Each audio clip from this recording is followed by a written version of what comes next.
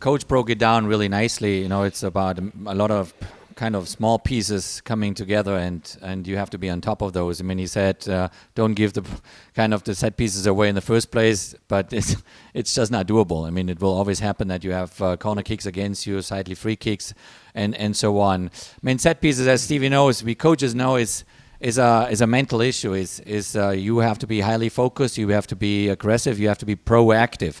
So especially when nowadays a lot of coaches went into the zonal defending, that means that you have to attack the ball. You have to be aware where the runners are, but at the same time you have to be ahead of them. And so alertness, focus, concentration, all these things play into the game. And it's easily said. You can train that the day before a game, which the coach said there from Dortmund. But it doesn't mean that in the game they have this focus, they have this alertness.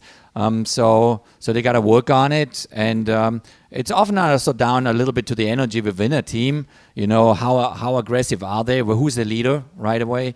Is it the goalkeeper? Is it the center back? In this case, with Borussia Dortmund, it's Mats Hummels. Does he give the directives to the other players? And does he raise the bar in terms of focus and concentration and aggressiveness? And then you can do a good job, or you concede more goals. Stevie, you've been in the manager's shoes. Are you convinced when you hear Terzic's answer? Yeah, I mean, there's not just one. There's lots of answers, but I guess there are fundamentals, and the most important one for me is attacking the ball. Regardless of starting position, if you don't attack the ball, then you're not going to win it anyway. So I would say that the first fundamental is attacking the ball.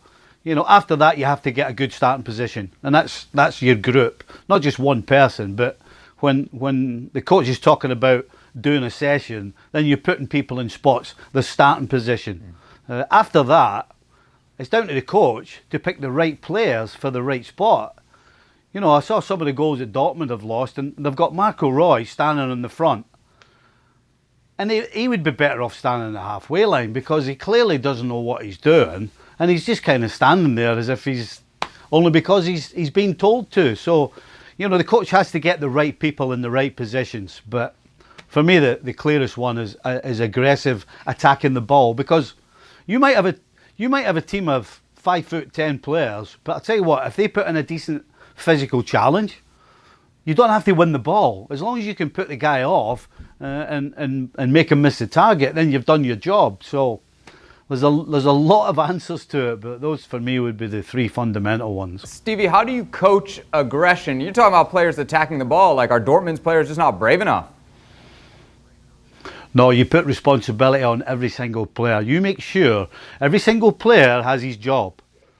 And so when it goes wrong, then it's very simple to figure out who hasn't taken responsibility. And so giving players like responsibility, if you just say to a player away on the field, then he's going to just do what he wants. But if you give him responsibility, most players like that responsibility and they'll respond to it. So that's kind of what I would do. Shaka, it's becoming a narrative with this Dortmund squad. I think of it from the fans' perspective, but from the players' perspective, it must just be incredibly demoralizing. Every time the ball goes out of bounds for a corner kick, it's like, here we go again.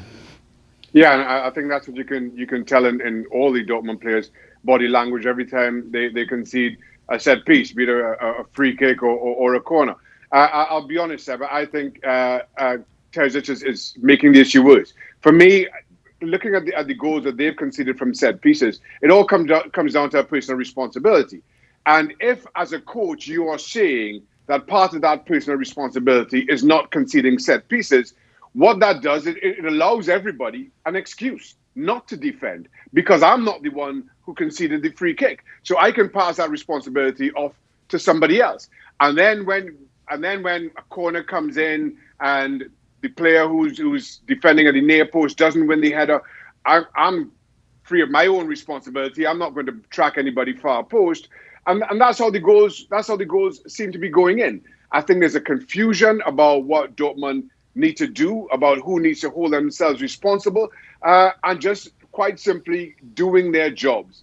That starts with the coach, and the players for me simply haven't been big enough to meet that task head on.